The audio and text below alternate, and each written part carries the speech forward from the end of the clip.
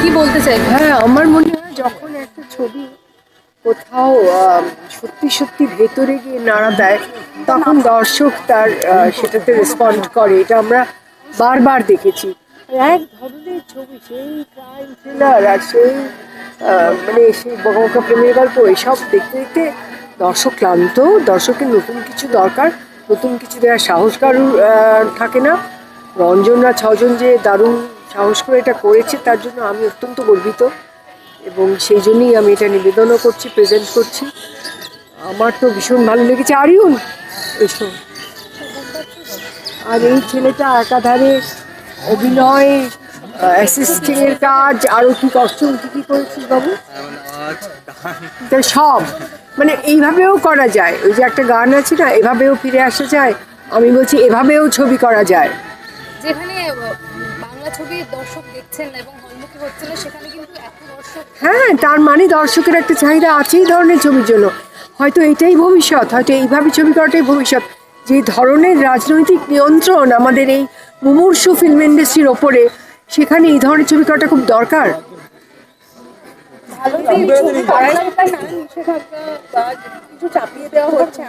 সেটাই তো বলছি, সেটাই তো বললাম এক্ষুনি মাত্র, সেটার উত্তর দিলাম। অভিনেতাদের ব্যান করা, এগুলো তো অন্যায়। এগুলো মানে এইভাবে নিয়ন্ত্রণ করে কিছু হয় না। এমনিতেই ফিল্ম ইন্ডাস্ট্রির অবস্থা খুব বড়, খুব খারাপ অবস্থা আমাদের ফিল্ম ইন্ডাস্ট্রির। বাইরে থেকে কেউ টাকা এখানে ঢালতে চায় না, বলে ওরে বাবা ওখানে, মানে বম্বে টম্বের ডিরেক্টর আমাদের বলে, বাঙালি ডিরেক্টর যারা, তারা বলে যে যেই বলা হয় বাংলায় করবো ওরে অমনি করছেন, দরকার নেই বাবা, ওখানে নানান রকম নিয়ন্ত্রণ। এরকমভাবে কাজ করা যায়? এভাবে কাজ করতে পারে না। এরা দেখিয়ে দিয়েছে যে এর বাইরেও কাজ করা যায়।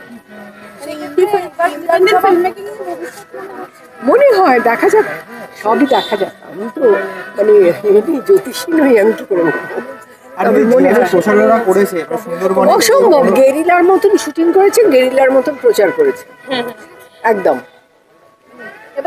ছবিটা এবার সবাই দেখুন, এইটুকুনি বলবো, ছবিটা সবাই দেখুন।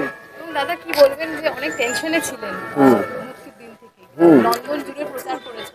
হ্যাঁ, তো আমার মনে হয়েছিল যে যেটা রিনাদি বললেন, যে এইভাবে ছবি করা ছাড়া হয়তো আমাদের গতি নেই, এবং নিজেদের মনের মতো কাজ করতে গেলে এইভাবেই ছবিটা করতে হবে, এবং সেটাই আমরা চেষ্টা করেছি, এবং আমরা দর্শকের যে আশীর্বাদ পেয়েছি, ভালোবাসা পেয়েছি, সেটা বলে দিচ্ছে যে এইটা পথ। এই তো ওরা দাঁড়িয়ে উঠে ওভেশন দিচ্ছে সবাই। আর আরো একটা ছবি আউট অফ দ্য বক্স তারা ইয়ে করছে, নধরের ভেলা, এখানে সেখানে হল নিয়ে টিকিট কেটে, এগুলোই হয়তো পথ।